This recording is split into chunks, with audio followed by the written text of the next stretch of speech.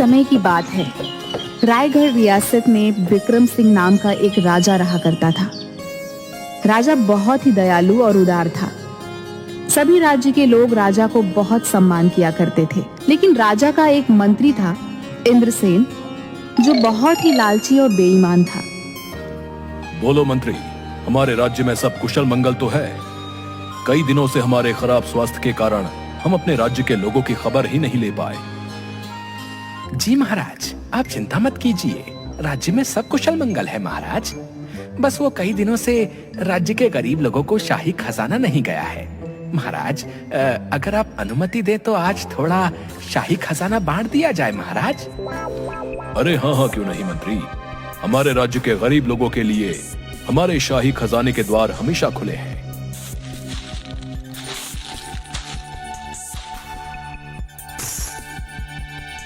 ये लो मंत्री, जाओ और जाकर हमारे राज्य के गरीबों में दान कर दो। हमारे रहते हुए हमारे राज्य के लोगों को परेशानी नहीं होनी चाहिए। जाओ। जी महाराज, जैसी आपकी आज्ञा।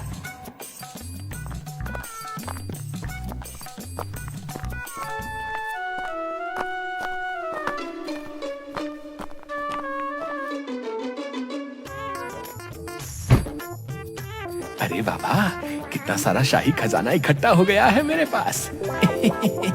बेचारे हमारे बेवकूफ महाराज जानते ही नहीं कि उनका दिया शाही खजाना कहीं और नहीं बल्कि मेरे ही पास आता है। एक दिन मैं इस राज्य में सबसे अधिक धनवान बन जाऊंगा। अगली सुबह राजा के महल के द्वार पर बहुत लंबी लंबी मूंछों वाला साधु आया। हमें महाराज से मिलना है, हमें महल में जाने दे। हम बड़ी दूर से यात्रा करके आए हैं, दया करो साधु पर। अच्छा ठीक है, लेकिन अभी महाराज सभागृह में है, तुम्हें प्रतीक्षा करनी होगी। नहीं, हमें प्रतीक्षा नहीं करनी, हमें अभी महाराज से मिलना है। हमें बहुत जोरों की भूख लगी है। सुना है महाराज बहुत दयालु हैं। जाओ, जल्दी जाओ, महाराज को सूचना दो कि हम उनसे मिलना चाहते हैं। अच्छा ठीक है, मैं जाता हूं महाराज के पास और बताता हूं उन्हें तुम्हारे बारे में।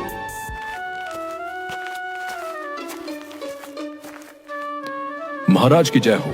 बाहर महल के द्वार पर कोई लंबी लंबी मूंछों वाला साधु आपसे भेंट करना चाहता है महाराज। बोल रहा है भूखा है, क्या किया जाए महाराज? अरे मूर्ख, कोई भूखा साधु हमारे द्वार पर है। जाओ और जल्दी उस साधु को लेकर आओ, जाओ।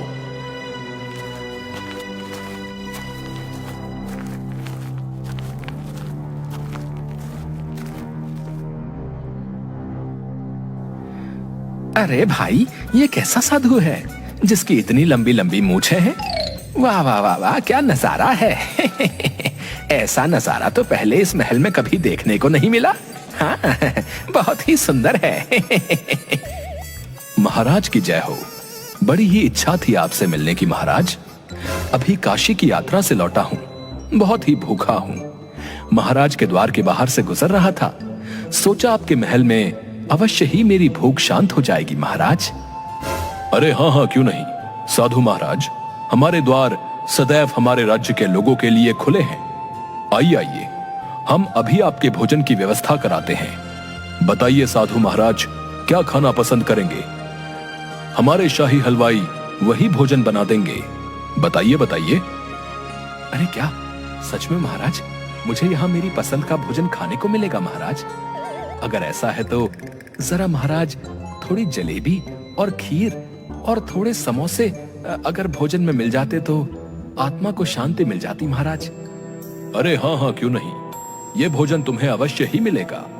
सैनिकों, जाओ और हमारे दरबार के शाही हलवाइयों को यह आदेश दिया जाए कि साधु महाराज के लिए अत्यंत ही स्वादिष्ट खीर, समोसे और जलेबियां बनाई जाएं। जाओ। जो आज्ञा महाराज, जैसी आपकी आज्ञा।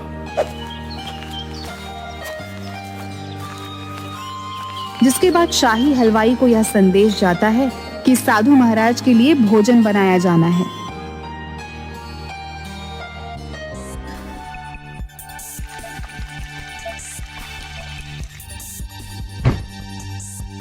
अरे वाह वाह वाह, कितनी अच्छी खुशबू आ रही है। अरे वाह वाह, बहुत ही मजेदार। आहा हा हा, आज तो खूब पेट भर कर खाऊंगा। हाँ, लीजिए साधु महाराज, आपका भोजन आ गया है, शुरू कीजिए। राजा के ऐसा बोलते ही साधु अपनी बड़ी बड़ी मूंछों पर ताव देते हुए खाने लगता है और देखते ही देखते कुछ देर में सारा भोजन खा जाता है। महाराज, थोड़ी भूख शांत नहीं हुई। अभी अगर थोड़ा और भोजन मिल जाता तो अच्छा होता महाराज। हाँ हाँ, क्यों नहीं साधु महाराज, साधु महाराज के लिए और भोजन लाया जाए। अरे न जाने कितने वर्षों से ये लंबी मूंछ वाला साधु भूखा है। अरे अरे अरे, न जाने कहां कहां से चले आते हैं। लगता है आज तो महल का आधा भंडार गृह खत्म नहीं कर देगा। अरे भाई वाह वाह वाह, महाराज बहुत ही स्वादिष्ट भोजन था। वाह वाह वाह, और जलेबियां तो इतनी मजेदार थी कि मेरी आत्मा ही खुश हो गई। वाह वाह वाह, बहुत ही उत्तम। तभी अचानक से राजा दरबार में बेहोश होकर अपने तख्त से जमीन पर गिर पड़ते हैं। अरे अरे, न जाने महाराज को ये क्या हो गया है भाई। अरे महाराज, आंखें खोलिए, ये क्या हो गया है आपको, आंखें खोलिए। अरे लगता है महाराज को उनके राजवैद्य की जरूरत है, लेकिन वो तो महल में है, उपस्थित ही नहीं है। अरे अरे, आप लोग दुखी मत होइए, महाराज बस अभी ठीक हो जाएंगे। आप लोग जरा हट जाइए, मुझे महाराज को देखने दीजिए।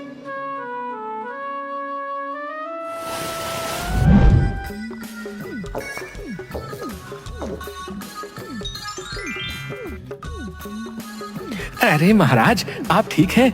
हम तो आपकी ये दशा देखकर बहुत ही विचलित हो गए थे महाराज। जी महाराज, आप ठीक हो गए महाराज, लेकिन ये साधु बाबा की ही वजह से हो पाया। इनकी दी इस दवा से ही आप ठीक हुए महाराज। आपका बहुत बहुत धन्यवाद साधु महाराज। न जाने हमें क्या हो चला है, हमारी खुद कुछ समझ में नहीं आ रहा।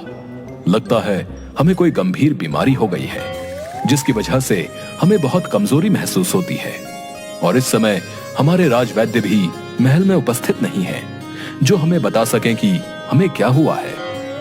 लेकिन आपकी वजह से हम अपनी मूर्छित अवस्था से बाहर आ सके। हम आपसे बहुत प्रसन्न हुए। आज से आप इसी महल में रहेंगे।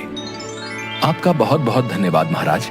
लेकिन क्षमा महाराज, मैं तो एक साधु हूं, जो जगह जगह भिक्षा मांगकर अपना गुजर बसर करता है। लेकिन मैं यहां महल में कैसे? देखो, ये हमारा आदेश है। आज से आप हमारे महल के राजगुरु बनकर इस महल में रहेंगे। अच्छा ठीक है महाराज, जैसी आपकी आज्ञा। अरे अरे, ये क्या किया महाराज ने? इस लंबी लंबी मूंछ वाले साधु को यहाँ इस महल में राजगुरु बना दिया। नहीं नहीं नहीं नहीं, ये कोई मामूली सा साधु नहीं लगता है, जरूर कोई पाखंडी है। नहीं नहीं, इसे तो मैं यहाँ से भगा के ही रहूंगा। हाँ। अगली सुबह राजा का दरबार लगा होता है और राज्य के कुछ गरीब लोग रोते हुए राजा के दरबार में आते हैं।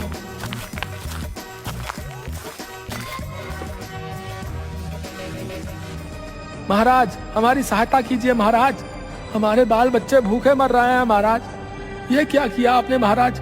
आपसे हमारे जीवन यापन के लिए जो धन मिल रहा था, आपने वो भी बंद कर दिया महाराज। अरे, ये आप लोग क्या बोल रहे हैं? हमने कोई धन बंद नहीं किया है, बल्कि कल ही तो हमने आप लोगों के लिए अपने शाही खजाने का कुछ हिस्सा भेजा है। लेकिन महाराज, हम सच बोल रहे हैं, कुछ भी धन नहीं मिला है, जिसकी वजह से हमारे पास न तो कुछ है और न हमारे घरों में एक भी अनाज का दाना है महाराज। हम बहुत दुखी हैं महाराज। मंत्री, ये हम क्या सुन रहे हैं? हमने कल जो तुम्हें धन दिया था, क्या हुआ उसका? बताओ हमें, क्या हुआ? क्या तुमने हमारे साथ विश्वासघात किया है? हम इसकी सजा तुम्हें अवश्य ही देंगे। नहीं नहीं महाराज, हमें क्षमा कर दीजिए। वो कल हम जब राज्य में आपका दिया धन बांटने जा रहे थे, तो रास्ते में कुछ चोरों ने हमें घेर लिया था महाराज। वो सारा धन लेकर भाग गए। हमारी कोई गलती नहीं है महाराज। मुझे लगा आप मुझ पर बहुत क्रोधित होंगे, तो आपको नहीं बताया महाराज। हमें क्षमा कर दीजिए। मंत्री, तुम ये क्या बोल रहे हो? हमारे मंत्री होकर चोरों से डर गए और वो चोर सारा धन लेकर भाग गए? क्या इसलिए हमने तुम्हें अपना मंत्री चुना है? बताओ हमें, नहीं नहीं महाराज, हमें क्षमा कर दीजिए, वो चोर बहुत ही ताकतवर थे महाराज, हमसे भूल हो गई महाराज, हम डर गए थे, हमें क्षमा कर दीजिए महाराज, आप तो बहुत ही दयालु हैं महाराज, दया कीजिए। अच्छा ठीक है मंत्री, ये तुम्हारी पहली भूल थी, इसलिए हमने तुम्हें माफ किया, लेकिन ध्यान रहे आगे से कुछ भी ऐसा ना हो, वरना हम तुम्हें अवश्य ही दंड देंगे। लेकिन इसके लिए भी तुम्हें अवश्य ही दंड दिया जाएगा। तुम्हें 2 रोज तक भोजन नहीं दिया जाए, ये हमारा आदेश है। हम आप सभी लोगों से क्षमा मांगते हैं। हमारे मंत्री की भूल की वजह से आप लोगों को परेशानी उठानी पड़ी, लेकिन अभी आप लोग दुखी मत होइए, रुकिए आप लोग। राजा उस धन को उन सभी लोगों को अपने हाथ से बांट देता है, जिससे सभी लोग बहुत खुश हो जाते हैं। आपका बहुत बहुत धन्यवाद महाराज, हमें पता था महाराज, आप हमें अपने द्वार से खाली हाथ नहीं जाने देंगे। आप जैसा राजा हो तो हम गरीब भूखे नहीं रह सकते हैं महाराज। हाँ महाराज, आप जैसा दयालु और उदार राजा और कोई नहीं, आप महान हो महाराज, महान हो आप। अच्छा अब हम चलते हैं। न जाने ये मंत्री हमें कुछ ठीक प्रतीत नहीं होता, जरूर दाल में कुछ तो काला है। लगाऊंगा, पता लगाऊंगा इस मंत्री का। आधी रात को साधु खर्राटे लेकर अपने कक्ष में सो रहा होता है। तब अचानक से कोई व्यक्ति, जिसकी सिर्फ काली परछाई दिख रही होती है, महल की रसोई की तरफ जा रहा है और उससे जल्दबाजी में रसोई में कुछ बर्तन गिर जाते हैं। अरे अरे, ये कौन है? किसकी आवाज है? लगता है बाहर जाकर देखना होगा कौन है। अरे अरे, वाह वाह, बहुत ही जोरों की भूख लगी थी, सहनी नहीं हो रही थी। खा लेता हूँ, इससे पहले कोई मुझे देख ले, खा लेता हूँ। अच्छा, तो ये मंत्री है, महाराज के आदेश का उल्लंघन कर रहा है। इस चतुर मंत्री को तो सबक सिखाना ही होगा। तभी साधु महाराज अन्य लोगों के साथ महल की रसोई में आ जाता है, जहाँ पर मंत्री चोरी छुपकर भोजन कर रहा होता है। बहुत ही स्वादिष्ट, मजेदार, बहुत ही मजेदार भोजन है। मुझसे तो कुछ समय भी भूखा नहीं रहा जाता है। मंत्री, तुम्हारी ये हिम्मत, चोरी छुपे भोजन कर रहे हो। अगर साधु महाराज तुम्हें यहाँ चोरी छुपे भोजन करते न देखते तो हमें तो कभी पता ही नहीं चल पाता कि तुम यहाँ हमारे आदेश का उल्लंघन कर रहे थे। अच्छा, तो ये सब इस साधु बाबा का किया धरा है, इसे तो मैं अच्छा सबक सिखाऊंगा। लेकिन अभी महाराज से कैसे बचूं? कुछ सोच, नहीं तो महाराज से बचना असंभव है। अरे महाराज, क्षमा कर दीजिए, गलती हो गई। महाराज, बहुत ही जोरों की भूख लगी थी महाराज। आप तो बहुत ही दयालु और उदार है महाराज। आप जैसा राजा तो यहाँ दूर दूर के राज्य में कोई नहीं। दया कीजिए महाराज। अच्छा ठीक है, ये आखिरी बार है, हम तुम्हें क्षमा करते हैं, लेकिन हमारे आदेश का उल्लंघन करने की तुम्हें जरूर सजा मिलेगी। आज से कुछ समय के लिए तुम्हें मंत्री पद से हटाया जाता है, ये हमारा आदेश है। अरे अरे महाराज, ये आप क्या बोल रहे हैं? क्षमा कर दीजिए महाराज। इस साधु को तो मजा चखाना ही होगा। हाँ, आज इसकी वजह से ही ये सब हुआ। देखता हूँ और कितने दिन इस महल में रहता है। कल सुबह ही उल्टे पांव ही भागता नजर आएगा। हाँ। आधी रात को चुपके से मंत्री साधु के कक्ष में आता है और उसके हाथ में एक बड़ी सी कैंची होती है। साधु बड़े मजे से खर्राटे लेकर सो रहा होता है। अब आएगा मजा, अब देखता हूँ ये साधु कैसे नहीं भागता यहाँ से। अगली सुबह साधु जब दरबार में पहुँचता है तो उसे देखकर सभी लोग हंसने लगते हैं। अरे अरे साधु महाराज, ये क्या हुआ आपको? क्या ये कोई नई कला है या कोई नई तपस्या? अरे साधु महाराज, ये क्या, आपकी मूंछों को ये क्या हुआ है? बताओ हमें। हमें नहीं पता महाराज, लगता है इस महल में ही किसी ने हमारे साथ उपहास किया है महाराज। पता नहीं किसने किया है। क्या कहा? उपहास? आखिर हमारे महल में किसकी इतनी हिम्मत जो आपके साथ उपहास करे? सैनिकों, जाओ जाकर पता लगाओ, आखिर साधु महाराज की मूंछ के साथ ये उपहास किसने किया। हम उसे अवश्य ही दंड देंगे। जाओ। जी महाराज, जैसी आपकी आज्ञा। जाओ जाओ मूर्ख सैनिकों, पता लगाओ ये किसने किया। महाराज तो उसे तभी दंड दे पाएंगे ना जब पता लगेगा कि ये किसने किया। जानते नहीं मैं कौन हूँ, कभी मुझे नहीं पकड़ पाओगे। हाँ। शाम को राजमहल के रसोई घर से हलवाई खीर बना रहा होता है, जिसकी खुशबू पूरे महल में आ रही होती है।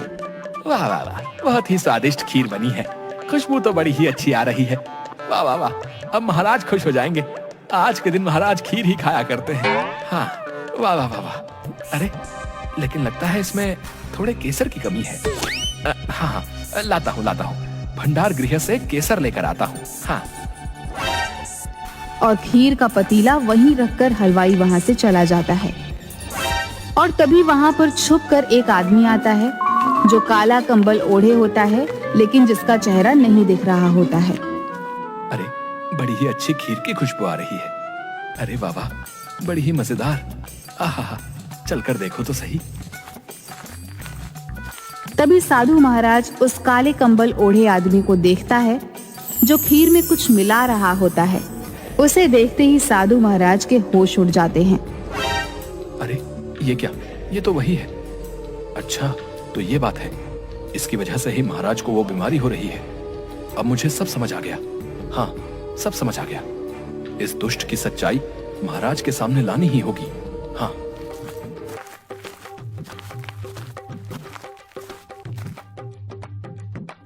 ये लीजिए महाराज, आपकी पसंदीदा खीर।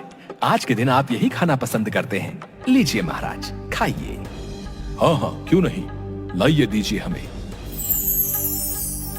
रुकिए महाराज, ये खीर मत खाइए महाराज, रुक जाइए।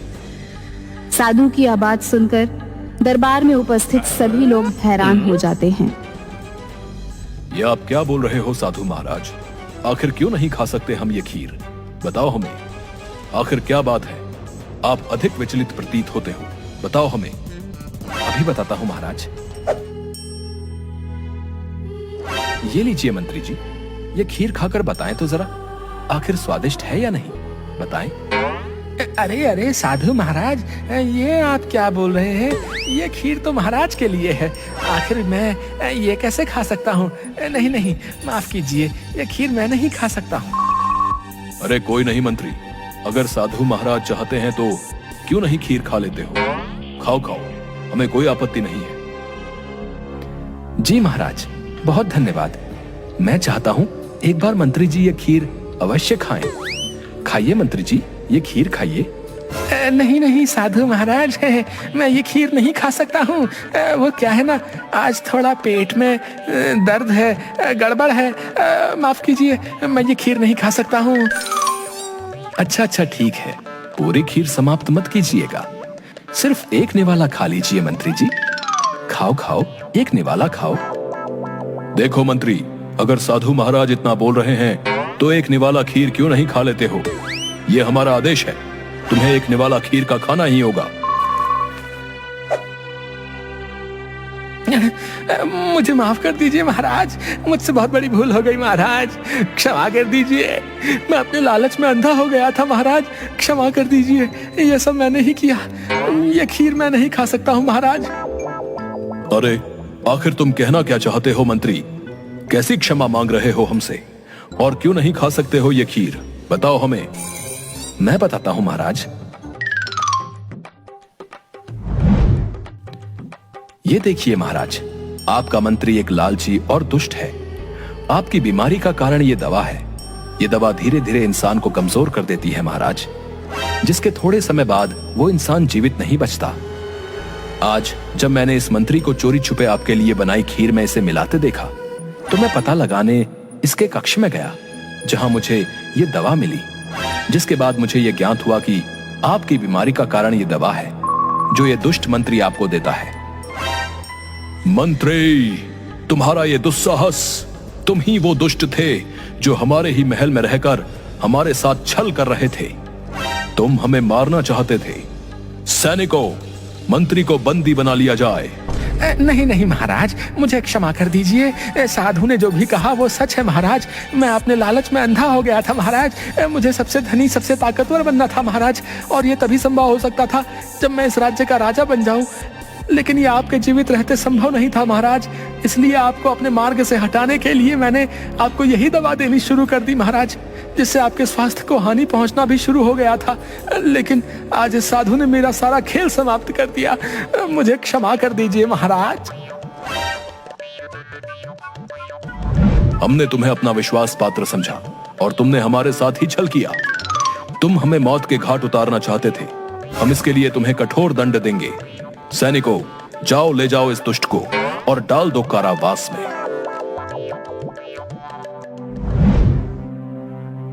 आपका बहुत बहुत धन्यवाद साधु महाराज। आज अगर आप ना होते तो हमें कभी भी इस दुष्ट मंत्री की सच्चाई पता नहीं चल पाती और धीरे धीरे उसकी दी दवा से हमारी मृत्यु हो जाती। तुमने हमें जीवन दान दिया है। हम तुमसे बहुत प्रसन्न हुए।